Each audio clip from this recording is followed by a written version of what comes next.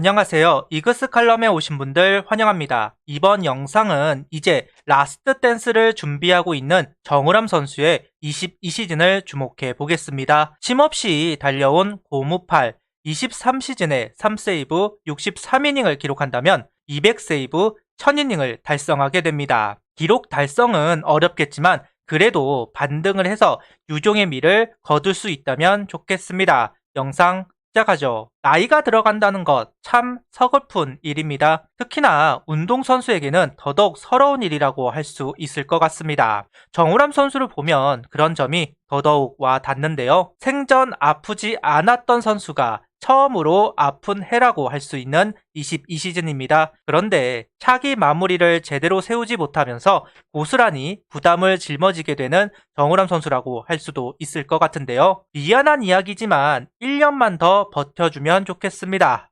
마지막 1년이라고 생각을 합니다. 수베로 감독은 정우람, 강재민, 김범수, 김종수 4명의 선수를 두고 마무리 경쟁을 시켰습니다. 수베로 감독은 정우람 선수를 마무리로 낙점합니다. 강재민 선수가 부상 때문에 개막전에 맞추어서 온전한 몸 상태가 아닌 상황에서 무조건적 리빌딩 목적으로 마무리 투수를 낙점하면 리스크가 크다. 실패를 했을 때 계속해서 선수를 바꾼다면 팀 케미스트리적으로 크게 위험하다고 생각한다. 수베로 감독은 이야기했습니다. 그러면서 정우람 선수를 재신임하고 있는 수베로 감독입니다. 하지만 결과적으로는 정우람 선수까지 이탈이 되면서 우려가 현실이 되었습니다. 그래도 4월까지는 나쁘지 않은 기록을 보여주는데요. 평균 자책점 1.80, 팀이 시즌을 시작하면서 연패를 하였고 단 5이닝만 투구를 하였지만 1세이브를 기록할 정도로 나쁘지 않은 시작을 보여주는 정우람 선수이기도 합니다. 하지만 결국 5월 12일 어깨 통증이 있으면서 잦은 강판을 하는 정우람 선수, 긴 재활의 시작이었습니다. 그렇게 긴 재활을 하고 있었던 와중에 수베로 감독은 정우람 선수를 잊지 않고 콜업을 하는데요. 확대 엔트리 때 가장 생각나는 선수를 정우람 선수라고 이야기를 하면서 베테랑 투수가 필요하다. 중심을 잡을 선수를 올리겠다는 이야기도 덧붙인 수베로 감독입니다. 그러면서 9월 1일 확대 엔트리가 시행되자마자 바로 경기도 소화했습니다. 그리고 정우람다운 성적을 기록하게 되는데요.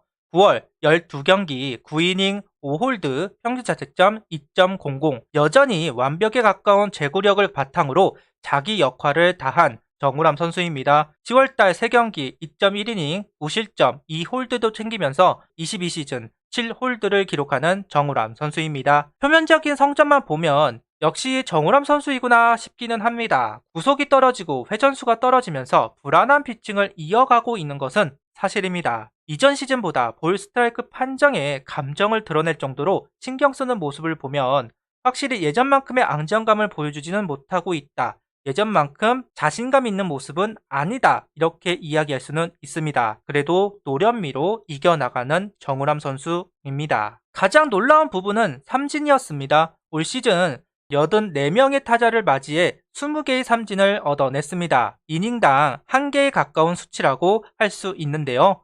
원래 정우람 선수는 삼진을 많이 잡기보다는 맞춰 잡는 비율이 높은 선수인데요. 22시즌 한정으로 본다면 삼진형 투수의 기록을 보여주고 있다. 이렇게 이야기할 수 있을 것 같습니다.